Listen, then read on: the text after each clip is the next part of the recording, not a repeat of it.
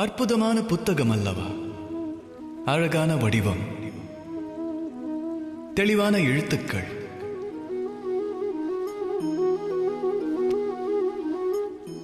இக்கூற்றுகளால் இப்புத்தகம் அற்புதம் வாய்ந்ததாகி விடுமா என்ன? இதில் எழுத்துக்கள் அனைத்தும் சத்தியம்தானா? அர்த்தம் வாய்ந்தவையா? முக்கியத்துவம் கொண்டவையா? இதை எவ்வாறு நாம் உறுதியாக கூறுவது? இதிலிருந்து ஒன்றை தாம் புரிந்து கொள்ள வேண்டும். வெறும் தோற்றத்தை கொண்டு புத்தகத்தை மதிப்பிட இயலாது. அதை அறிய வேண்டுமெனில் அதை படிக்க வேண்டும், அதை புரிந்து கொள்ள வேண்டும், மனதில் பதிய வைக்க வேண்டும். சரிதானே? தமது சிந்தனை சரியே.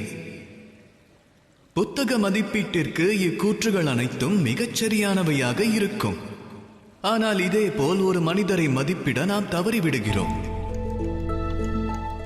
ஒரு மனிதரை அவரின் வஸ்திரங்கள் கொண்டும் புற தோற்றத்தினை கொண்டும் சௌந்தரியத்தினை கொண்டும் மதிப்பிடலாகாது.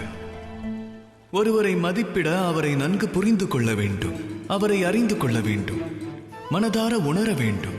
ஆனால் என்ன செய்கிறோம்?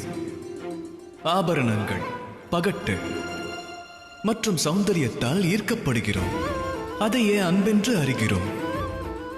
இரு மனங்கள் காதல் வயப்பட்டால் அவர்களை பலரும் இவர்களின் காதல் வெற்றி பெறாது என கூறி பிரிக்க எண்ணுவார்கள். அவ்வாறு குறையுரைப்பவர்களே பெரும் தவறிழைப்பவர் ஆவார்கள். ஒருவரை புரிந்து கொள்ளாத கணிப்பும் அறியாமல் செய்யும் திணிப்பும் முடிவில் தவறாகும். 2 வினாடிகளில் புரிந்து கொள்வது காதல் அல்ல. அதன் தாத்பரியம் அறிய வாழ்வனைத்தையும் அர்ப்பணிக்க நேரலாம்.